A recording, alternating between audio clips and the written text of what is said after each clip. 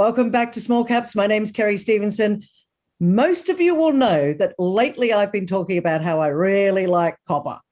And a lot of you will know that copper is going to be a really key commodity going forward. So I'm excited because today I've got the managing director of Hot Chili. ASX code is HCH. Christian Easterday joins us today for the very first time. We're going to talk all about Hot Chili and why I think you guys need to sit up and take notice right now. Christian, great to see you. Yeah, great to see you, Kerry. Been looking forward to this interview for a while. Well, I have too, Christian, because you have got a large play in Chile with copper, and I've been saying for a while now, in 2021, copper is going to become a very important commodity. It's been shown in the prices. We're only just getting started. This, in my opinion, is a new age for copper. You guys have got a very large resource. So first up, because it's the first time you've been talking to our small caps audience, a little bit of your background. You're a geologist and also a mineral economist. You've been with Hot Chili since its foundation. So just give us a little bit of background about Hot Chili, and then we'll dive a little bit more into the detail. Yeah, sure, Kerry.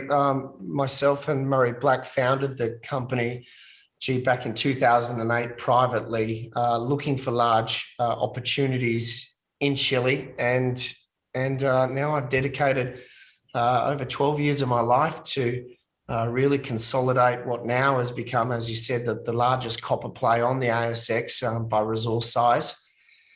And most importantly, we had the fortitude to continuing doing deals, to continue to double down on this, build scale, and really ride through an entire copper cycle. Most people probably don't appreciate the timeframes in the copper market for large-scale copper developments. You know, that they are very substantial. Authors like Sykes talk about 21 years from discovery through to first production on these large-scale assets, and that's very much growing.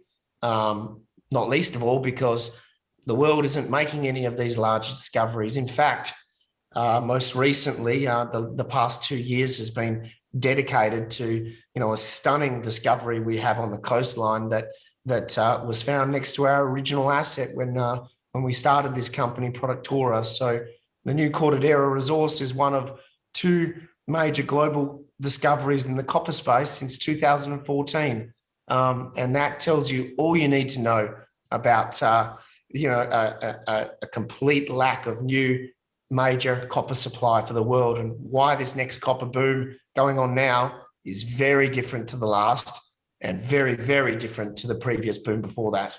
Well, before I get into the actual size of your deposit and all that sort of, why is this new copper boom different from the last one? Because you've got one of the things that I do want to let people know is, Christian, as you just said, you have been immersed in this for the last 12 years. You understand the copper market. And I think it's important for investors to understand what you call a new copper boom. What does that mean? What's your understanding of that? Well, I subscribe to a couple of very smart people. You become an expert in copper when you dedicate 12 years of your life, and we've built now 3 million tons of copper and nearly 3 million ounces of gold on the coast. We have an upper tier 2 asset, probably only the only legitimate asset that is not far away from attaining a tier 1 status. Just to put that into context, okay, that makes Hot Chili a top 5 or top 6 global copper player that is not controlled by a major. That's 5 million tons of copper, 5 million ounces of gold. If you want to put that into in-ground money terms, the numbers are mind-boggling. You're talking about 60 billion US of in-ground metal value just on the copper and gold alone. So just that in context, and coming back to why this copper boom, and if we want to call it a boom, then certainly copper prices recovering from $2 a pound at the outset of the pandemic a year ago to now, I think we're sitting right now at $4.83 per pound copper, breaking all-time highs every day. It is the top performing metal in the market at the moment. And why is it different to the last boom? Well, most importantly, the copper space has been trying to keep up with depletion for the past 20 years by simply lowering the cutoff grade of production on these very large-scale copper assets. 80% of the world's copper comes from copper porphyry deposits.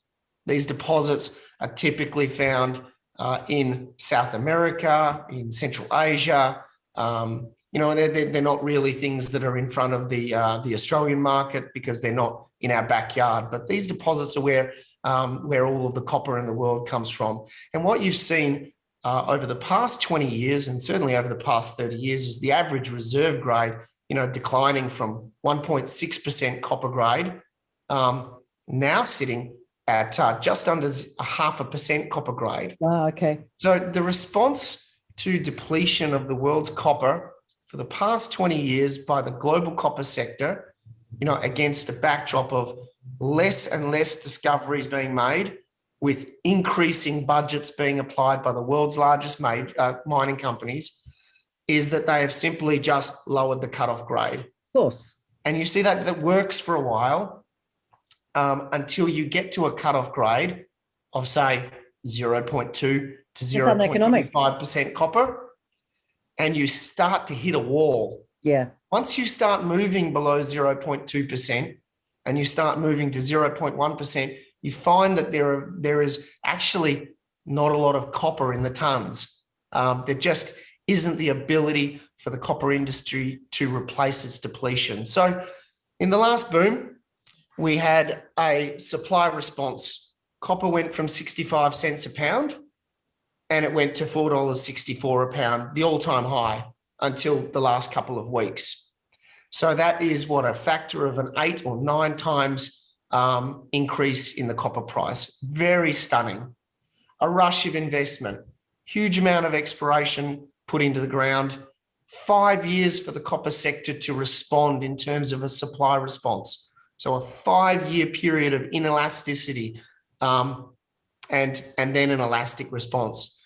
And of the 22 or 23 million tons of 23 million tons of copper metal in new reserves that eventually made it into the sector, only 5 million tons of that was from new discoveries.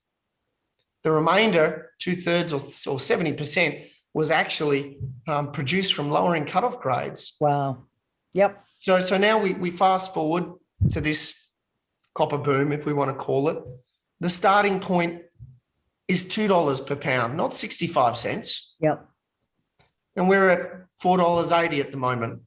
I think you can do the maths on where a lot of the banks are now starting to line up and starting to really look at the thematic. Everyone's been focusing at the beginning of this pandemic on the demand side. And the demand side shocked everybody because really copper as the health barometer of global growth really should have plummeted, and it did initially.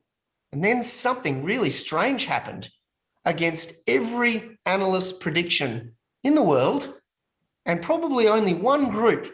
And again, referring back to a very, very good group that I do read, Gehring, Rosenzweig. These guys were the only ones that predicted that copper was about to, and most of the metals complex were about to undergo one of the biggest bull runs that we've seen in the past 100 years. Only happened twice before, because they saw all the same preconditions. They called it, they were right. Now we see groups like Goldman Sachs, Citi, Jefferies, etc. And Jefferies were one of the early proponents for a copper resurgence. Now we see exactly what those guys talked about in April of last year. And these guys have really now started to focus on the supply side. The supply response has always been the structural issue in the copper sector. And it is why the copper price will continue to go up. There will be no wall of supply coming. There will be a very, very reduced ability to reduce this cutoff grade and produce extra reserves. Head grades will continue to tumble and prices will continue to support that. And what that means for a company like Hot Chili is we're holding one of the top 20 by scale copper developments in the pipeline. I think we're about 12th or 13th at the moment. And we're in a space where the North American equity markets have now started to dramatically re-rate those values 3, 4, 5 times. Solaris Copper in the US, with putting out very similar world-class drill results to Hot Chili, have now reached over $1 billion market capitalization. Do you think that the North American market understands the copper space and these copper companies a lot better than... Look, I'm not poo-pooing the Australian shareholders of Hot Chili, so don't get me wrong there, but... No, they certainly understand it. They're shareholders. I'm wondering whether the wider Australian market understands that I'm looking at Hot Chili thinking you've got a pretty big maiden resource out there. I want to know, in your opinion, do you think that it's misunderstood? And that's why I was excited to get you on the program today. Well, look, it is an extremely exciting opportunity, because when you say, well, let's look at all of the copper space in Australia. Oh, Hot Chili's over here in size and grade and advancement. In one of the best mining countries to develop a large-scale copper project. And the rest of the Australian space is a lot smaller. So you really put us in amongst those TSXV players, New York Stock Exchange players. And then you look at them and you say, wow, let's pick these top 6. They're all the same size. Most of them are lower grade in harder to develop jurisdictions in Peru or Ecuador. What's your average grade? What's your average grade? At the moment, we're sitting at about 0.5% copper equivalent. So out of the top 20 undeveloped projects in the pipeline that a major doesn't control, we're the 4th best by grade on that scale. So you then look at those peers and you say, wow, Hot Chili's in amongst companies that are no less than 350 million, all the way up to 1.1 billion. And then you realize that this is not new. This is not some sort of ripple in the time. We've seen this before. We saw it in the last boom. The North American space understands big scale copper. Most of the large scale copper developers in the world are over on those exchanges, and they got the jump on the Australian equity space last time.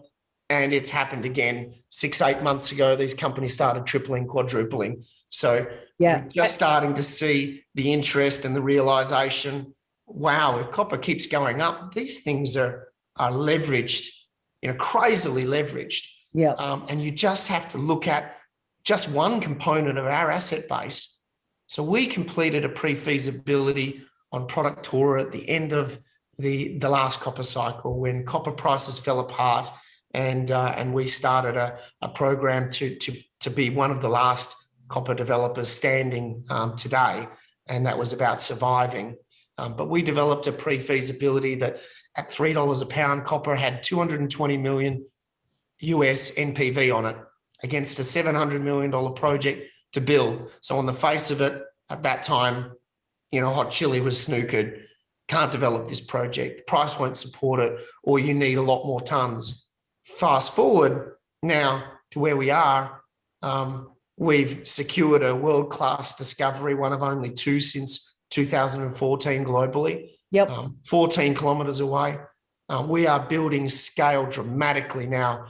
We've moved from 240 million tonnes to 750 million tonnes in that time frame since we started drilling last year. So scale is building. And that means mine life is building, and the ability to have a high grade is building. So the economics are changing on a large production hub. And will continue to change. And I just want to bring up one thing. You started trading on the, and I want to get back to that, but you started trading on the OTCQB recently. Do you think that that's because what was the reasoning behind that? What's happening? Is there more interest coming in from North America? We learned our lesson last time. We observed what happened in the last boom. The North Americans got the jump. We wanted to go over to North America and dual list the company when we were ready, when we had scale, when we had the economics behind us. We're now in that position. So the OTCQB, we started that process about 3 or 4 months ago. It was meant to take a lot less time, but COVID is making everything take a lot longer. Now that we have that trading, I'm very pleased to see the first trading day trading us at about 50 or 60% higher than our share price in Australia. Very little volumes at the moment, because the OTCQ is obviously a tag along listing that just piggybacks off of Australia. But more stock will eventually start trading over there, and we hope to really re-rate the company by putting ourselves in front of the North American investors. So the TSXV is really the next step for the company. We're putting together a team that will be pushing that forward over the coming few months. Sorry, Kerry, just to go back to my point on Productora. So what's the NPV of our small project in this mix when you want to look at leverage on where the copper price is? You're looking at Productora as a plus 1.2 billion US NPV project at over 40% IRR at spot today. That's what this boom means for value. So the Australian equity space is waking up. It got jumped by the North Americans, but the opportunities in the Australian equity space, there are many, and Hot Chili would have to be one of the largest opportunities on fundamental values and on the activity that we're doing. You see, we don't just have a 750 million tonne play that is the largest on the ASX on the coastline of Chile. We have a play that's about to take a step towards tier one, and that's very rare, moving into a copper price environment that I believe will continue to rise. There's going to be a few eyeballs on you, I think, in the coming months, Christian, with the size of this resource. And I think it was in December you did an institutional raise. Was that correct? Yes, we did. Yeah, we put 25 million into the company. That's supporting a heavy drill spend, 5 shifts of drilling, and now about to kick off the development studies, pre-feasibility level to bring all of these things together. But yeah, that gave us good support from Australia, and it was good to see. Let's just talk news flow, Christian, because I think that's what investors want to find out about. They want to know, what is the news flow? What are the milestones that are going to be hit? This is a massive project. There are eyeballs probably looking at Hot Chili at the moment. I'm sure there's some conversations going on, but are you going to take this all the way through development and into mining? It's a big project. Yeah, look, that is the strategy, to position the company, the board, the management, augment, upskill the team. We're very much doing that because we are pushing this towards a development decision. Along the way, yes, there are going to be conversations, and there are conversations with much larger parties that have much larger funding credentials and perhaps operational credentials on assets of this scale. So, that will be part of our journey. I'm not going to presuppose where that goes. My job is to build value rapidly and make sure that copper, as the number one performing metal, that our shareholders are about to get one hell of a jolt in terms of a re-rate in the value of this company. What we've had over the last 4 months, and I'll be frank with you, Kerry, yes, we did an institutional raising, and from that point, most people would have assumed that Hot Chili would be 10 or 15 cents by now. Absolutely. So why is it that the world-class results keep coming? 5 shifts of drilling are now on the ground. Chile's not falling apart. We've been able to do things that most companies over there haven't done. So most people say, what the hell is wrong? There's got to be something wrong. But it never, ever surprises me that the market, is there for people to make money. And sometimes, people are there to trade. They're just trading. And some of those parties are bigger than other parties. Is that trading going to continue, or is there going to be some clear air going forward? Because you mentioned a re-rating, and I think that we're talking to my investment community at the moment, and they do like copper. It seems to me that you're on the cusp. I mean, you've got a massive resource there. What's holding it back? Well, when you have 50% or 60% of the cell volume being accounted for by 1 or 2 parties, there's not a lot you can do about that. And that's been a feature of us for the last 3 or 4 months, giving a perception that there must be something wrong. You put out a world-class intercept and we trade down, and people scratch their head because Solaris puts out the same intercept and finishes 38% higher on the day. So, it gives a perception that something must be wrong. But the fundamentals are clear. We have strong cash. We have a very, very aggressive growth program going on. We're in Chile. We have the largest resource base. So you tick all of that off and you go, there's got to be some manipulation here. And absolutely, I unfortunately can't discuss that. But the most important thing for investors is I imagine that even the biggest hands run out of bullets.